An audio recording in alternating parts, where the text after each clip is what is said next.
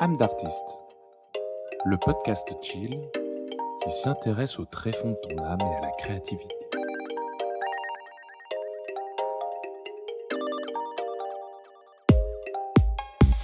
Salut à tous et à toutes, et bienvenue dans Âme d'artiste, le podcast qui creuse les tréfonds de l'âme et de la créativité. Aujourd'hui, je vous propose un épisode un peu spécial. En ce moment, ce n'est pas la grande forme pour moi. Je traverse une période d'introspection et je participe au bootcamp Claquette dans l'espoir d'y trouver des réponses. Pour être honnête, ma créativité est en berne. Je préfère ne pas tout vous révéler d'emblée, mais je tiens à vous prévenir que cet épisode sera un peu différent. Ce que vous allez entendre est un épisode plus difficile qu'à l'habitude, plus personnel. Dans cet épisode, je me confie. Je partage mes angoisses, mes doutes, et je laisse parler une partie de moi plus sombre, plus fataliste. Je vais vous parler de ce qu'on appelle le dooming. C'est un terme qui vient de l'anglais et qui décrit cette sensation de désespoir face à la politique, la société en déclin, ou tout simplement face à la vie, ce qui peut conduire au fatalisme. Parfois c'est passager, parfois c'est constant, tout dépend de notre état de santé, de nos expériences, ou encore de notre quotidien. Dans cet épisode, je vais vous parler de ce que, je pense, beaucoup d'entre nous traversent à un moment donné dans leur vie créative, mais pas seulement. Ce moment où on a l'impression que rien n'avance, ni nos projets, ni nos rêves. Mais du coup, pourquoi cet épisode ? D'abord, pour partager ces moments de noirceur. Parce que je crois qu'il est important de montrer sur les réseaux et les plateformes que tout n'est pas toujours parfait. Nous passons tous et toutes par ces phases et parfois, il faut des années pour s'en sortir. Alors j'espère évidemment que ce ne sera pas mon cas, je fais tout pour aller de l'avant, mais on verra. Et je crois qu'Âme d'artiste doit aussi servir à ça. Je fais donc cet épisode aussi pour moi par devoir de mémoire. Pour me souvenir que dans cette quête de sens que je traverse, et qui suivra les prochains épisodes, j'ai eu des moments comme celui-ci. Et je le fais également pour vous. Pour que cet épisode puisse, je l'espère, résonner chez certaines personnes. Que vous vous sentiez moins seul si vous traversez des difficultés dans votre créativité ou ailleurs. C'est donc pour ça, comme je le disais, que je compte écrire plusieurs épisodes sur ma quête de sens. Pour être proactif dans ma démarche, mais aussi pour que ces réflexions puissent peut-être aider ceux et celles qui, comme moi, ne sont pas au mieux de leur forme. Et bien sûr pour que, plus tard, nous puissions revenir ensemble à des épisodes plus joyeux et plus motivants. Allez, je vous laisse maintenant à la suite de cet épisode, et je vous souhaite une bonne écoute.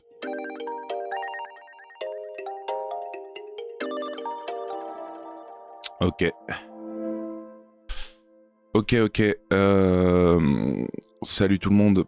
Petit épisode un peu spécial. Vous avez déjà dû avoir l'intro, parce que j'ai quand même scripté un minimum, mais cette partie-là, en fait, elle va être surtout en live et en impro. Parce que je pense qu'il est d'intérêt de montrer aussi ces moments de dooming, ces moments d'introspection, ces moments de doute, ces moments où ça va pas trop dans la vie d'un illustrateur ou d'un créatif. Et pareil pour l'équivalent féminin, évidemment. Excusez-moi si je suis moins inclusif dans cette partie-là. Je veux surtout parler de moi. Ouais, en ce moment, c'est pas la forme, c'est pas l'énergie, c'est pas l'entrain, c'est pas l'optimisme. C'est vraiment le dooming. Alors le dooming, pour celles et ceux qui ne connaissent pas, c'est vraiment dans le sens du mot doom, hein, du mot anglais, c'est-à-dire que ça peut être comparé au fatalisme en fait. Et j'ai envie d'en parler parce que c'est pas non plus un état dans lequel je veux rester, mais c'est un état que je veux partager auprès de vous. Parce que comme je disais, c'est quelque chose qui nous traverse tous à un moment. Surtout avec ce qui se passe en ce moment, niveau politique, niveau social, niveau mondial. Il y a plein de trucs qui peuvent nous faire douter, qui peuvent nous faire doomer, qui peuvent nous faire dire mais pourquoi on crée, pourquoi on fait tout ça en fait. Et j'y reviendrai peut-être un peu plus tard, si je me perds pas dans mes pensées. Mais ça fait partie de... Je vais l'attaquer maintenant en fait. Ça fait partie de la quête du sens que j'ai découvert. Parce qu'en ce moment, vous le savez, je fais la quête. Le bootcamp créatif de Jérémy Claes et Laurent Bazar de Sens Créatif. Et on a eu des gros exercices qui vont bien dans le deep et d'autres dans l'entrepreneuriat. Et en fait, j'ai découvert que ça fait plusieurs années maintenant que je n'ai plus de sens, que je n'ai plus de plaisir, que je n'ai plus d'émotion dans ce que je fais. Et c'est triste évidemment, c'est dommage, mais c'est un fait. C'est un fait, et maintenant quelque part je suis content parce que je sais que, si vous voulez, c'est comme mettre le nom sur une maladie qu'on n'a que les symptômes et qu'on ne sait pas ce que c'est. Bah maintenant je sais que je n'arrive pas à me lever le matin, en me disant chouette, je vais aller sur ma table à dessin et je vais dessiner, je vais créer et machin. Je vois que les trucs négatifs, je vois que l'administratif, je vois que les démarchages, je vois que les peurs que j'ai et que je traverse. Et du coup, je fais rien. Et du coup, ça fait depuis 2020 que j'ai lancé ma carrière d'illustrateur et ça fait depuis 2020 que je vivote. Cette année, j'ai eu plein d'emmerdes administratives et financières qui font que j'ai dû creuser un trou énorme dans mes maigres économies. Et maintenant, je dois tout rattraper. Et je pense que grâce à la quête, il faut que j'embrasse le fait que oui, là en ce moment, c'est triste. En ce moment, ça va pas. Mais j'ai un objectif. Et c'est ma quête personnelle, c'est la quête du sens. Retrouver du plaisir, retrouver de l'envie. Et comme dirait Jérémy Classe, qu'est-ce qui te fait te lever le matin ? Et bah, trouver une réponse à cette question en fait. Donc voilà, en ce moment, ça va pas super. Comme je disais, c'est un peu le dooming parce que il y a très régulièrement dans ma life, de par mes épisodes dépressifs, j'ai des gros moments où je craque. La soupape elle pète, je pleure, je suis dans un état où toutes les émotions se mélangent et il y a beaucoup de colère, beaucoup de frustration, beaucoup de seum aussi. Et dans ces moments-là, ce qui ressort, c'est que très souvent, je sors des phrases assassines comme « je n'aime plus ce métier, j'en ai marre de ce métier, j'en ai marre des difficultés, à quoi bon tout ça ?» Et ces phrases-là, je les sors en chialant, parfois en hurlant, et c'est symptomatique, je pense, de cet état où je n'ai plus de sens, en fait, dans ce que je crée, dans ce que je veux faire, et dans le fait de tenir mon entreprise. Et c'est triste, c'est dommage. Et en même temps, je trouve que c'est révélateur aussi de ce qui se passe en ce moment dans le milieu de la culture, de la création. C'est-à-dire qu'on est dans un double standard de il faut être présent sur les réseaux sociaux, il faut montrer qu'on est là, qu'on est actif, il faut que notre entreprise elle fonctionne, mais en même temps, à côté, on n'a aucun soutien, on n'a aucune aide. Du jour au lendemain, nos aides sociales peuvent sauter parce qu'on gagne la somme faramineuse de 2000 € sur un mois, mais pas les d'autres mois, donc du coup, on est complètement baisé.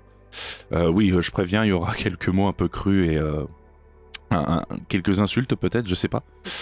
Donc du coup, ceux qui aiment pas le langage fleuri, désolé.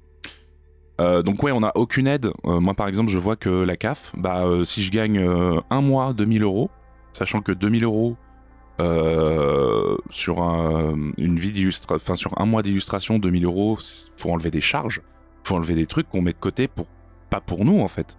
Et que finalement on touche, je vais exagérer, mais même pas la moitié de ces 2000 €. Et la CAF s'en fout en fait. La CAF, elle voit que t'as gagné 2000 €, et même si t'as rien gagné sur les 2 autres mois du trimestre à déclarer, va te faire sauter ton RSA par exemple. Et ça, je trouve que c'est vraiment inadmissible dans un monde où certes il faut qu'on gagne notre thune, mais en même temps derrière on fait rien pour que les artistes puissent être à l'aise en fait. Donc en gros c'est une mentalité de marche ou crève. C'est soit tu es un super artiste qui produit énormément et qui fait 10K par mois, j'exagère un peu, mais qui au moins s'en sort et met de côté, soit si t'es en dépression, que t'es pas bien, que t'as des maladies chroniques, ou que t'as du mal à créer, ou que t'es en perdition, en fait tu crèves. Tu crèves, et c'est, je trouve, juste putain d'hypocrite dans le monde actuel, qui nous dit ouais la création c'est super, c'est génial, soyez créatifs, soyez à fond dans ce que vous faites et montrez que être créatif c'est beau. Des fois non, c'est pas beau en fait. La création des fois c'est des doutes, c'est des angoisses, et c'est se dire putain je vais perdre mes aides sociales alors qu'en ce moment ça m'aide à tenir le coup, et du coup c'est hardcore. Alors ça va, je crache un peu dans la soupe parce que je suis encore chez mes parents et j'ai une copine qui m'aide beaucoup et qui me soutient énormément. Je te remercie encore, vu que tu vas écouter l'épisode, je te remercie encore, je t'aime énormément parce que tu me soutiens, t'es un phare dans la nuit, et grâce à toi au moins je garde un peu la tête hors de l'eau. Mais c'est un fait, des fois ça repose sur l'autre et je déteste cette situation-là où je repose sur les autres parce que putain j'ai 34 ans en fait, j'ai 34 ans, j'ai choisi mon métier. Ce métier-là, je veux le faire. Je veux faire de l'illustration, de la création de contenu. Mais c'est un fait que si tu n'es pas un super entrepreneur tout de suite, et si tu te focuses trop sur ce qui va pas, tu n'avances pas, et donc du coup tu n'es pas un bon entrepreneur, et donc du coup ça part en live et t'es dans la merde.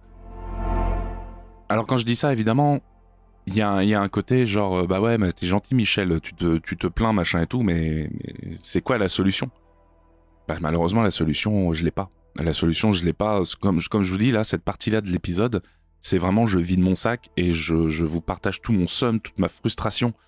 Et c'est pour ça que si vous voulez, on en discute dans les commentaires, on en discute en DM et on voit ce qu'on peut faire. Il y a des solutions qui sont faites, hein. Il y a la charte des illustrateurs, des auteurs-illustrateurs qui est là pour essayer de nous défendre et faire une sorte de syndicat.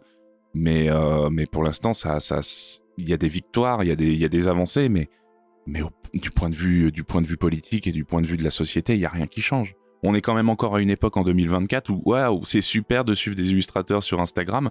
Par contre, tu vas les voir en salon, tu leur dis que c'est pas un vrai métier. C'est quoi un vrai métier ? C'est quoi ? C'est se faire chier à se lever tous les matins à 6h et être cheminot, par exemple ? Ou alors c'est être le super entrepreneur qui se tue et qui risque le burn-out ? Il n'y a pas de super métier en fait, il y a juste les métiers qui nous correspondent. Et des fois, il y a des gens, ils n'ont pas de la chance de pouvoir le faire et ils doivent juste se bouger, parce que sinon ils crèvent. Cette notion de vouloir mettre dans des cases et de dire ah bah ouais super, ton métier c'est un métier passion, c'est pas un vrai métier, ou au contraire de dire ouais la création, allez-y à fond, machin et tout. Par moments c'est un peu futile je trouve. Mais bon, faut pas non plus que je fatalise trop. En gros, comprenez-moi bien, c'est que la création, j'adore ça et il faut un monde qui crée. Il faut un monde qui crée parce que la création, c'est de la réflexion, c'est de la démonstration d'émotions, c'est montrer au monde ce qui va et ce qui ne va pas dans une société, par exemple. Qu'est-ce qu'on aurait été si on n'avait pas eu des peintres ou des photographes ou des cinéastes de tout genre pour nous montrer ce qui va ou ce qui ne va pas. Autant dans les trucs vraiment très difficiles comme dans les trucs les plus légers et qui nous faut comprendre que la vie c'est joli, quoi. Mais voilà, c'est un fait, je trouve que actuellement il y a une sorte de dissonance énorme entre ouais, soyez actifs, montrez-vous sur les réseaux, soyez pumped up, soyez joyeux, mais en même temps derrière on va pas vous aider, quoi. En même temps derrière on va rien mettre en place et même pire, on va vous mettre des gens à la tête de la culture qui n'ont aucune idée de ce que c'est la culture, de ce que vivent les gens qui bossent là-dedans au quotidien, que ce soit les créatifs, mais aussi les gens qui bossent dans la culture de manière un peu plus administrative. Il n'y a rien qui est fait. Il n'y a rien qui est fait, et j'ai cette sensation... En fait, si vous voulez, ça me rappelle, maintenant que j'en parle, ça me rappelle quand je me suis lancé dans mes études supérieures, je voulais faire de la BD. Et arrivé en atelier préparatoire, je goûtais à tellement de choses que finalement, j'avais d'autres envies qui ont pointé. Et finalement, la BD, petit à petit, elle a commencé à s'éteindre dans mes rêves. À l'époque où je pouvais encore rêver. Et ce qui m'a mis... ce qui a tiré la dernière balle dans ce rêve-là, c'est le fait d'apprendre que de la BD, t'en vis pas en fait. La BD, tu vivotes. Et que finalement, si t'es pas une rockstar de la BD qui produit une BD tous les ans, ou que si t'es pas un vieux de la vieille qui est né à la bonne période de la BD où tu pouvais vraiment être en Rolls-Royce de la bande dessinée, en fait tu vis pas. Si t'es pas un Zep, si t'es pas un Uderzo, si t'es pas un... j'ai pas d'autres noms, mais je vais dire Pénélope Bagieux pour citer une femme quand même, mais même Pénélope Bagieux, je pense que maintenant elle galère un peu. Parce que le milieu de la BD, c'est un milieu ingrat, c'est un milieu complètement hardcore. T'es tout seul tout le temps à créer tes histoires pour finalement bosser 2 ans dessus et que finalement ça soit lu en une demi-heure et que ça soit vendu à des prix aléatoires et où personne s'y retrouve. Autant les éditeurs que l'auteur en lui-même ou même la personne le libraire qui va vendre. Enfin, il y a un truc où... Et le marché est bouché. Enfin, plein de trucs comme ça. Et j'ai l'impression que c'est un peu la même chose avec la création actuellement. C'est que tout part à volo, mais il faut garder une image clean, il faut garder une image de ouais, la créativité c'est cool. Bah non, c'est cool, ouais, certes, mais par contre derrière, il faut faire en sorte que les gens vivent, il faut que les gens soient heureux derrière de tout ça. Et j'ai l'impression que si t'as pas de sens, si t'as pas un truc viscéral qui te fait te lever et aller sur ta table à dessin, t'as rien en fait. Et que finalement, la création c'est vain. Donc voilà, c'est un peu mon état actuel. C'est un peu compliqué, c'est un peu décousu, je suis désolé, hein, c'est vraiment comme je vous dis, c'est du vidage de sac, c'est des ressentis de ce que j'ai en ce moment, et c'est vraiment pas super. Mais je pense qu'il faut assumer des fois d'avoir des moments comme ça où c'est un peu gna gna gna, ça va pas bien, j'en ai marre, ras-le-bol. Parce que justement, c'est aussi ça, c'est ça que peut-être que vous voyez pas, et là je vais parler aux gens qui sont pas forcément créatifs et qui me suivent. Bah c'est ces moments-là aussi qu'on partage des fois. C'est ces moments-là qu'on est tout seul face à notre table à dessin et à notre cerveau, et des fois on se dit mais putain, mais pourquoi je fais ce boulot quoi? Pourquoi je fais ça alors que c'est putain d'ingrat?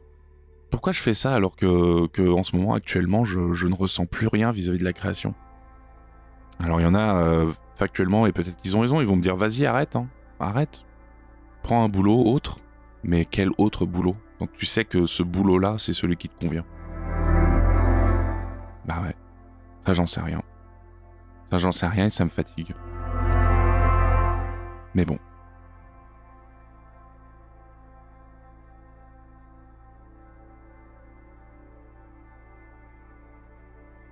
Et en plus, ce qu'il y a de...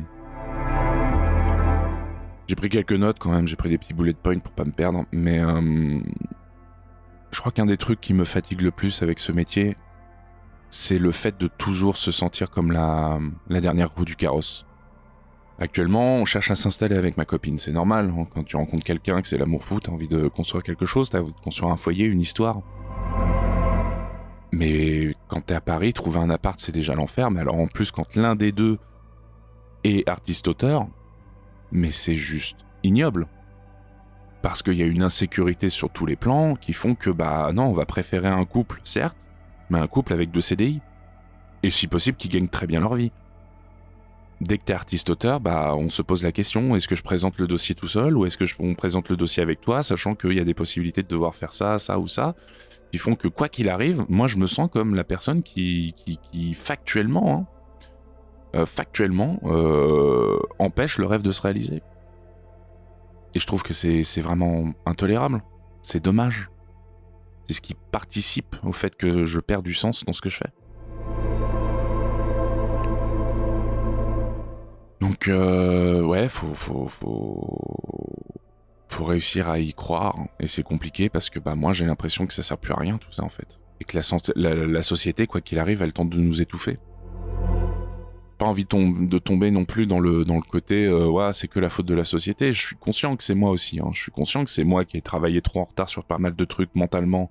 C'est moi qui ai conscience aussi que je m'y suis peut-être mal pris, et c'est pour ça que je suis des formations comme la quête, pour justement rattraper tout ça et faire en sorte que les prochaines années ça soit meilleur. Mais c'est un fait. C'est un fait que actuellement ma situation, je n'en peux plus en fait. Mais qu'en même temps, il y a cette ambivalence chelou où je me dis, mais non, c'est le métier que je sais faire. La création, l'illustration, la création de contenu, c'est des trucs que je sais faire. Et c'est des trucs où je ressens, sans pouvoir dire et mettre de mots dessus, quelque chose que j'espère trouver avec cette quête de sens qui font que je peux pas faire autrement, en fait. En plus, à côté de ça, des problèmes de santé physique qui font que de toute façon, tout ce qui est de métier, des métiers plus classiques comme caissier, vendeur ou autre, je ne peux pas le faire parce que je peux pas rester plus de 2 heures debout. Donc du coup, quelle est la situation, quoi? Qu'est-ce que je peux faire? Donc ouais, j'ai l'impression que tout ça, ça sert plus à rien et je suis un peu perdu.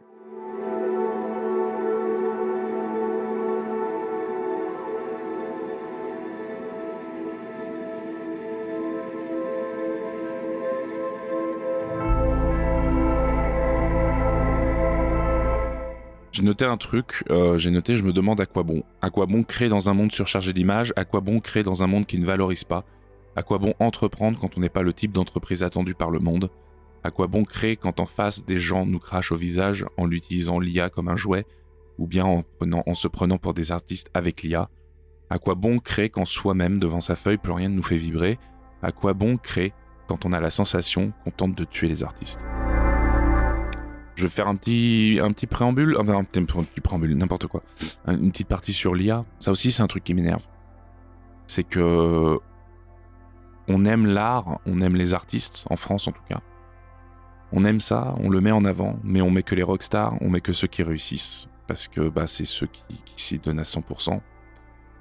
Et tous les petits, tous ceux qui ont du mal, tous ceux qui vivotent, tous ceux qui sont dans l'ombre, on n'en parle quasiment pas.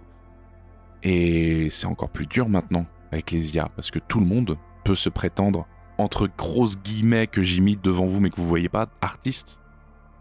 Maintenant, en une phrase sur ChatGPT, tu peux... Excusez-moi pour le téléphone. Tu peux, sur ChatGPT, créer des images. Alors oui, c'est super. La technologie, elle est incroyable. Ça n'enlève rien. Moi, ce qui me choque et qui me tord les boyaux, c'est cette mentalité des mecs qui utilisent ça pour créer des images qui n'ont pas de sens, qui sont même pas belles, parce elles ont toutes ce côté un peu suranné, chelou, IA, qui font qu'on les reconnaît tout de suite quand on a un peu l'œil et qu'on est sensibilisé. Et il y a des gens qui en profitent pour vendre ça, ou qui se disent « Ouais, mais c'est pour gagner du temps, de toute façon, vous les artistes, vous prenez le chou, machin et tout. » Ouais, mais le sens, encore une fois, le sens, le putain de sens. Comment tu te sens quand tu es une société comme Clairefontaine? J'ai vu ça dernièrement, Clairefontaine a utilisé des images en IA pour en plus mettre en avant un concours, sachant que les concours dans le monde de l'illustration, c'est vraiment de l'arnaque, parce qu'on te vend de la notoriété qui est éphémère et nulle à chier, et on te paye même pas. Et en plus, on se fait se battre les illustrateurs entre eux pour réussir à avoir une place. Et ben en plus derrière, ces connos là, ces cons là, ces abrutis, ils utilisent de l'IA pour illustrer leurs trucs. Mais putain, mais où est le sens, quoi? Qu'est-ce qui vous passe par la tête, en fait? À quel moment vous vous dites que... En plus, Clairefontaine, créateur de papier, les mecs ont un rôle prépondérant dans le monde de l'artiste. Dans le monde de l'artiste traditionnel. Enfin, Clairefontaine, ok, on note nos cours dessus, mais il y en a, ils utilisent des feuilles Clairefontaine pour faire leur création. Ce crachat au visage, incroyable. Et ce mépris aussi des gens qui utilisent l'IA. L'autre fois sur Thread, j'ai eu le malheur de donner mon avis sur l'IA. J'étais vraiment bienveillant en plus. J'étais en mode ouais, je comprends, la techno elle est vachement cool, il y a moyen de faire des trucs. Moi, juste les choses qui me choquent et qui m'énervent et qui me chagrinent, c'est le fait qu'on crache au visage des artistes, qu'il n'y a pas de légifération là-dessus, qu'il n'y a rien au niveau de la société qui est fait pour pouvoir sauver les artistes, et qu'en plus, par-dessus tout, on nous vole notre travail, on nous vole nos productions pour nourrir ces IA. Et ben, je me suis fait traiter d'abruti, je me suis fait traiter de rétrograde, je me suis fait traiter de mec qui est pas avec son temps. Mais les gars, en fait, juste, tout bêtement, c'est ça, c'est du vol, en fait, l'IA actuellement, comme elle est utilisée, en fait. Et vous l'utilisez comme un jouet, comme un putain de jouet. Alors oui, je comprends, hein, c'est plaisant de créer moi-même, hein, j'ai créé des images en IA, hein. C'est hyper plaisant, hein, c'est satisfaisant de ouf de se dire « Ah putain, en une phrase, je fais ça, et puis en plus je peux sélectionner des zones, dire de modifier et tout, je peux construire mon image. » Quand tu n'es pas créatif, ça doit être incroyable de vivre ça. Mais il faut être conscient des choses, en fait. Et une des critiques qu'on me faisait, c'est ouais, non, mais on va pas se mettre à dire qu'on fait ça avec des logiciels d'IA, on va pas non plus dire comment on s'habille au moment où on crée l'image, ou quelle céréale on va manger le matin. Mais en fait, les gars, dans le monde dans lequel on est, dans n'importe quel métier, quand on crée une image à partir de quelque chose, on cite la source en fait. Quand il y a un documentaire à la télé et qu'il y a des sources extérieures, on les cite. Quand on crée une vidéo YouTube et qu'on se base sur des sources de l'INA, on cite l'INA. À la radio, quand ils font des documentaires et qui citent des sources extérieures, on cite l'auteur, on cite la personne qui passe à la radio. C'est juste putain de normal en fait de citer ces sources. C'est juste putain de normal de dire bah, j'ai bossé avec un tel, j'ai bossé avec cet outil, j'ai bossé avec ça. C'est des éléments qui sont chiants à mettre en place quand on upload une vidéo. Je suis d'accord avec vous. Mais c'est juste putain de normal. Parce que si on ne faisait pas ça, bah là par exemple je pourrais utiliser n'importe quelle musique, je pourrais voler n'importe quel contenu et dire que c'est moi qui l'ai fait. Qu'est-ce qui nous retient de faire ça? Bah c'est les sources. C'est citer des trucs. C'est dire, bah j'ai travaillé avec une IA, en ayant conscience que cette IA, elle s'est basée sur tel machin, tel truc. Et du coup, potentiellement, j'ai volé des images, désolé, mais c'est ma manière de créer. Moi, à la rigueur, t'es sincère avec ça. Et t'es en mode, ok, c'est comme ça que ça se passe, je sais que c'est triste, mais en même temps, je peux pas faire autrement, mais c'est une techno qui me plaît. Bah je te respecte déjà 10 fois plus que le mec qui va juste me traiter d'abruti parce que je suis pas avec mon temps. Bref. Croyez-moi, je me retiens d'insulter à chaque fois. Parce que je suis hyper optimiste sur l'IA en plus, ça te fait gagner du temps sur plein de trucs. Moi, il y a plein de textes sur les réseaux sociaux, ça me saoule de les écrire, donc j'écris une base, je demande à ChatGPT de le retoucher, et après je repasse derrière pour que ça ait ma touch. Je m'en sers comme un outil. Et c'est très cool, ça me fait gagner du temps. Mais je vais pas voler le travail de quelqu'un d'autre, ou alors je vais pas juste full m'inspirer de l'IA. Il y a des trucs vachement cool avec l'IA. Il y a des potentiels de malade. C'est juste qu'il faut pas cracher au visage de ceux que ça vole du métier, quoi, en fait. Faut juste pas manquer de respect. Quand on utilise de l'IA, faut pas manquer de respect. Et quand tu vois qu'il y a plein d'images qui sont créées comme ça alors qu'on pourrait taper dans des illustrateurs. Mais sincèrement, quoi. Sincèrement. Bref. C'était mon petit passage sur l'IA.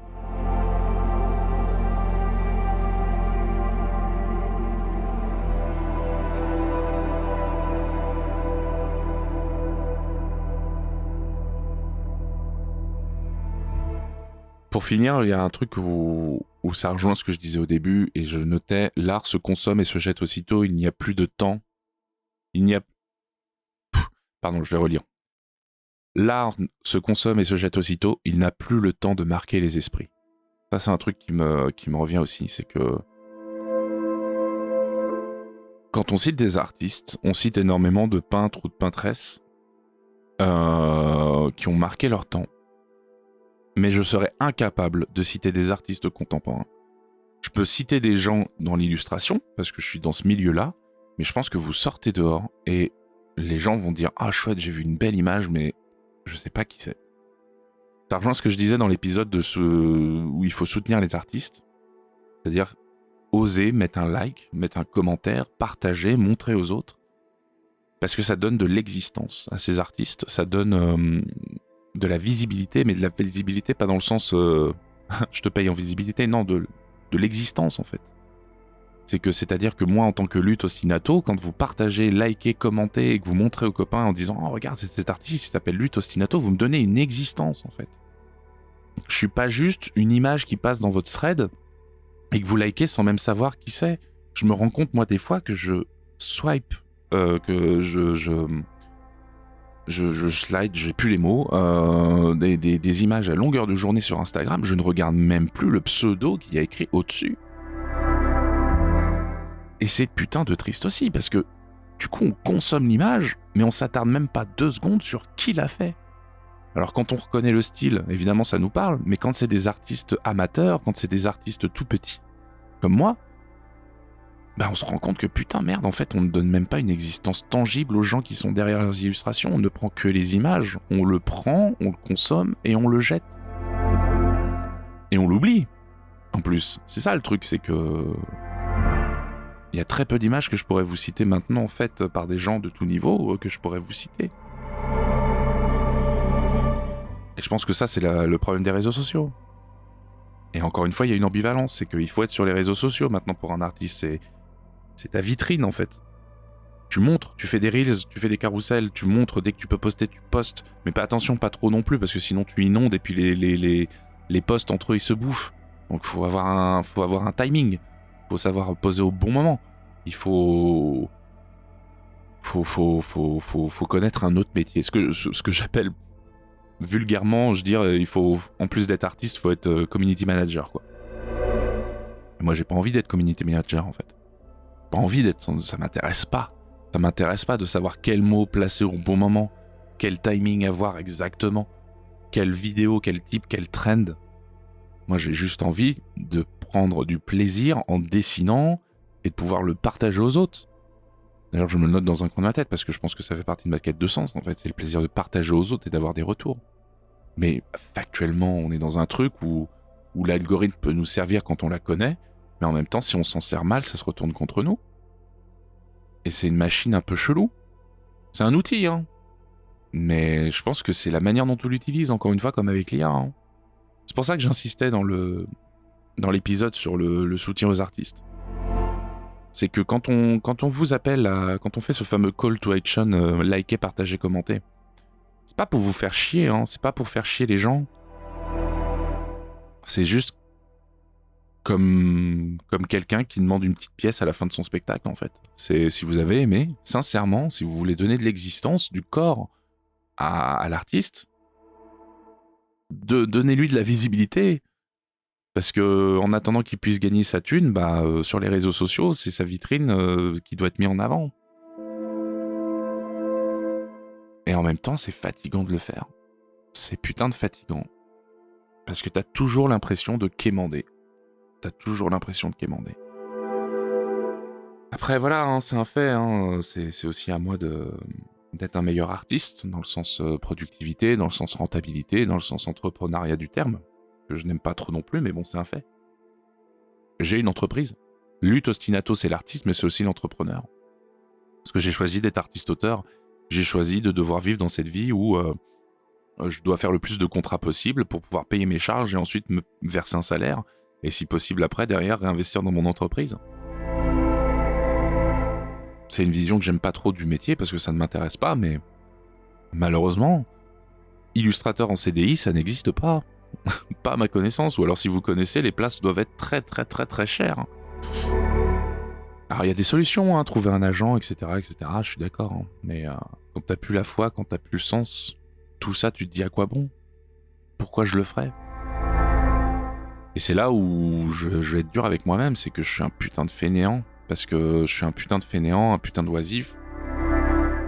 Je prône l'oisiveté, hein. Vous le savez, dans âme d'artiste, je veux faire en sorte que chacun puisse créer à son image, et c'est mon goal en fait, c'est faire comprendre que on n'est pas obligé d'être le jeune entrepreneur qui réussit parce que il fait 10 cas par mois, qui vit que de ça, qui dort 3 heures par nuit. Non, non. Moi, je veux justement faire comprendre au monde qu'on peut, on peut créer à sa vitesse, on peut créer à son image et qu'il n'y a pas besoin de rentrer dans un carcan trop petit. Qu'on peut décider de prendre son temps, on peut décider de créer sa niche. Mais par moments, ça te rattrape en fait. Il y a des moments où tu doutes. Comme aujourd'hui. Là, ça fait quasiment une demi-heure que je parle au moment où j'en suis là dans l'enregistrement. Je sais pas comment je vais m'en sortir. Ça va faire un épisode très long. Mais voilà, cet épisode, je pense que je vais enchaîner sur la fin parce que je pense que je vais juste répéter des choses. Comme je le disais, cet épisode, c'est du vidage de sac. Je peux comprendre que ça n'est pas un intérêt énorme pour vous. Et si vous en êtes encore là à m'écouter à ce moment-là, bah merci, parce que ça veut dire que vous portez de l'intérêt à ce que je fais, à mon état de santé entrepreneurial, créatif et mental. Et je vous en remercie. Et les autres, bah du coup c'est pas grave, parce que je peux comprendre aussi, hein. Un épisode où t'as un mec qui se plaint pendant une demi-heure, c'est pas forcément joyeux, quoi. Surtout à cette époque où tout va vite. C'est un peu compliqué de se poser 30 minutes à écouter quelqu'un qui geint. Mais voilà, c'était important pour moi de le faire, parce que bah c'est aussi ça la vie d'artiste, c'est aussi ça la vie de créatif. C'est vas-y, lance-toi dans Inktober, c'est vas-y, crois en tes rêves. Mais des fois c'est vas-y, pourquoi je fais ça? Pourquoi je me fais chier? Pourquoi j'en ai marre? Pourquoi je déteste parfois ce métier en fait? Et c'est pour ça que là je vous l'annonce, et ça c'est ce que les autres sauront pas, mais je pense que là je vais essayer dans les prochains épisodes, c'est essayer de faire en sorte que ça serve la quête de sens. Et les prochains épisodes, je pense que je vais essayer de les axer sur ça pour essayer de trouver un sens à tout ça et savoir pourquoi je me lève le matin en fait. Pourquoi je dessine. Même quand ça va pas, pourquoi je dessine. Donc voilà, je pense que ça sera les prochains épisodes. Merci de m'avoir écouté. Je sais pas s'il y aura quelque chose après ça. Sinon, je vous souhaite une bonne journée. Et je vous dis à la prochaine fois pour un épisode qui, j'espère, sera plus joyeux que ça, quand même si ça sera dans la quête du sens. Puis voilà, prenez soin de vous. N'hésitez pas à me dire, moi, ce qui vous fait chier dans ce métier. Parlons-en un peu de ce qui nous fait chier. De ce qui nous ennuie, de ce qui nous emmerde, de ce qui nous donne l'impression d'avoir des cailloux dans nos chaussures. Parlons-en, parce que je pense qu'il faut qu'on le sorte, en fait. Faut pas qu'on soit tout seul face à nos problèmes. Faut qu'on les partage, faut qu'on se soutienne. Et je pense que là, c'est le bon moment pour faire ça. Je pense que c'est pour ça que j'ai fait 30 minutes d'épisode où je me plains. C'est parce que j'ai envie... Pardon, excusez-moi.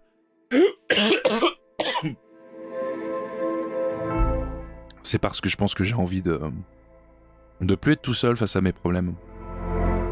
Et que, bah, quitte à avoir une communauté de créatifs, autant qu'on se partage les uns les autres les problèmes, quoi. Histoire qu'au moins ils sortent, voilà. Bref, merci de m'avoir écouté. Je vous dis à bientôt et des bisous tout le monde. C'était âme d'artiste. La bise.